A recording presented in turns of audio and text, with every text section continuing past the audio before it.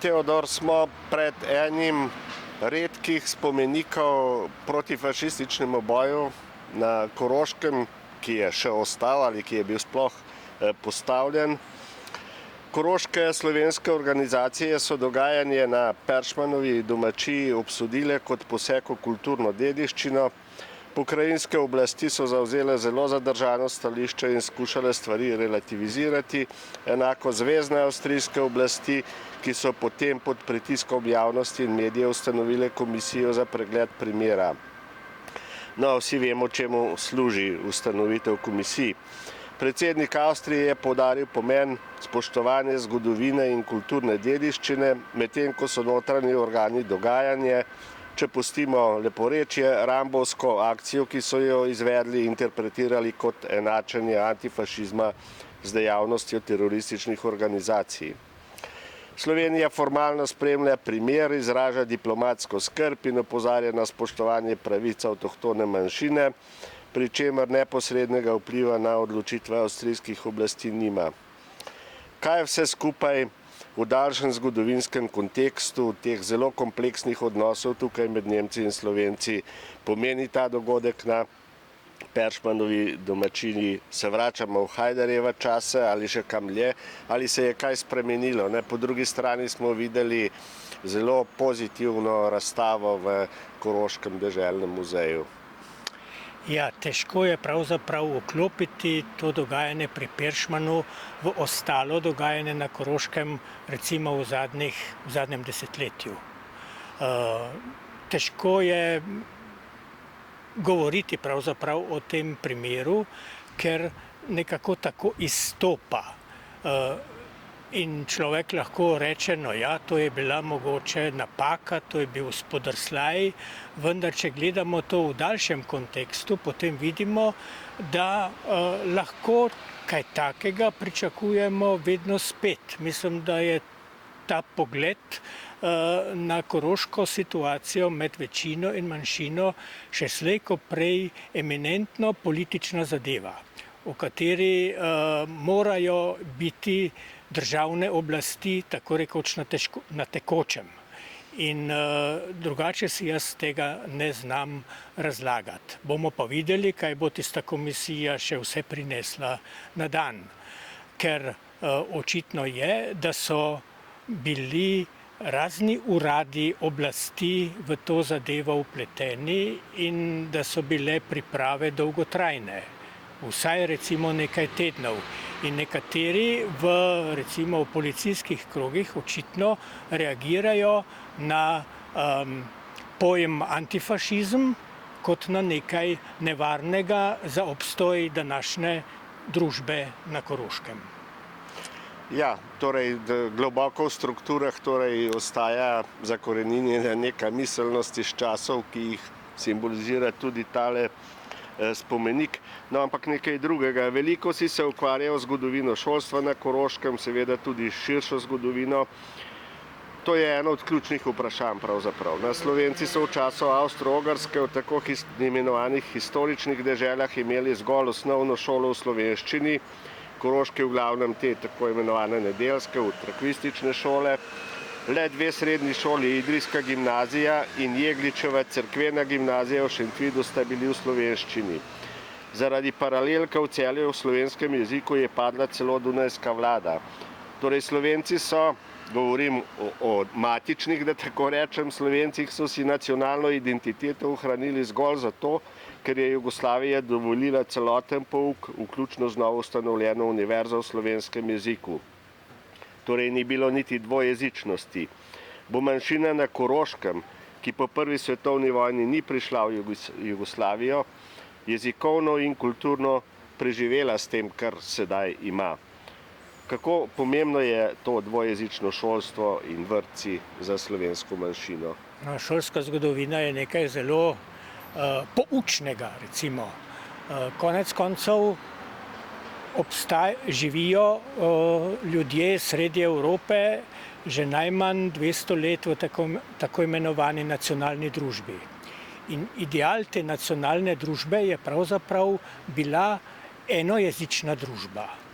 To ni bil projekt ker bi sobivali različni jeziki na isti ravni.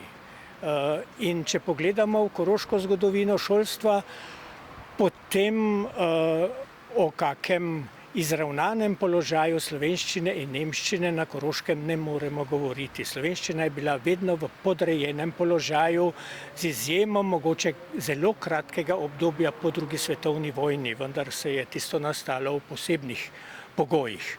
Drugače pa je na Koroškem vedno stremela večina za tem, da bi se manjšina čim prej asimilirala, da bi čim prej opustila svoj jezik, vendar še dodatno k temu pride, da tudi manjšina ni smela usvojiti knjižnega jezika, torej knjižne slovenščine, ker knjižni jezik je šele omogočal komunikacijo preko dolinskih in regionalnih mej.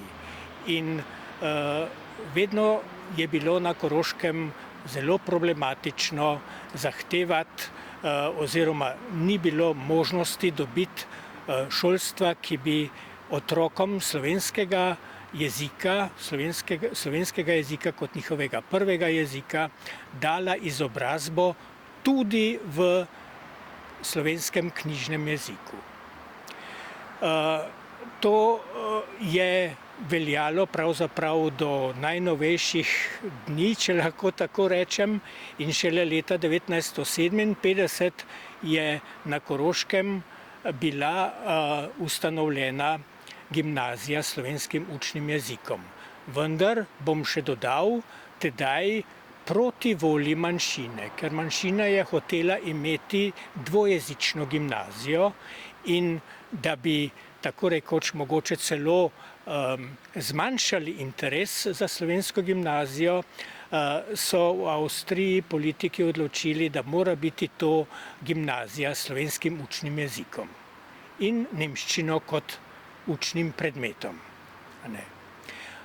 Gimnazija se je kljub temu zelo dobro razvila in je postala neke vrste hrbtenica za slovensko manjšino na Koroškem v marsikaterem pogledu. Šlo je za izobrazbo, šlo pa je tudi za vzgojo kadrov v številnih področjih družbenega življenja. In šele od tedaj naprej imamo pravzaprav na Koroškem večjo skupino ljudi, mogoče še nikoli ni bila tako velika, kot pa je danes, ki se znajo sporazumeti v slovenskem knjižnem jeziku in v slovenščini, kolikor je pač to v naši družbi na Koroškem možno.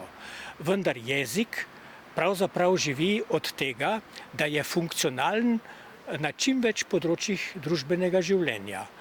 Tega nažalost na Koroškem ni veliko in zaradi tega živimo tako rekoč še vedno v jezikovno ogroženem prostoru in asimilacija se nadaljuje. Mislim, da se ni nikoli končala, odkar se je pred kakimi 300 leti recimo začela in smo danes popolnoma v drugačnem jezikovnem miljeju, kot pa še, če nase pomislim, kot pa sem bil v otroštvu.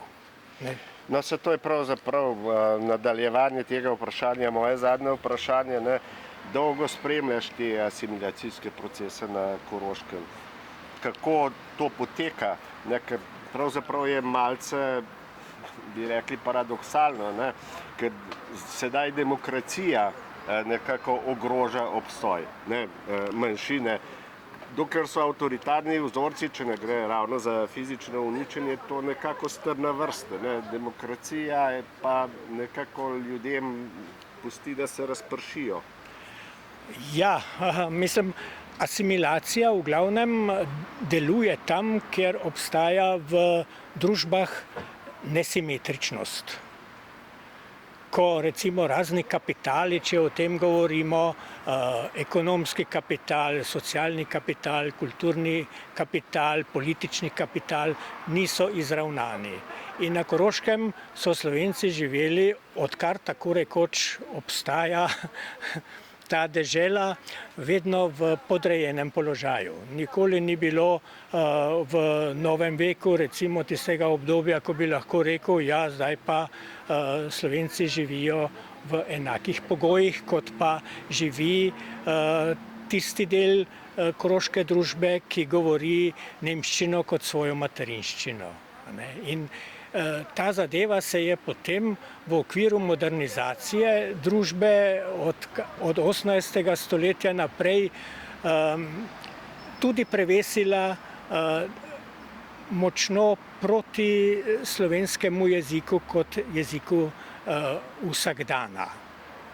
In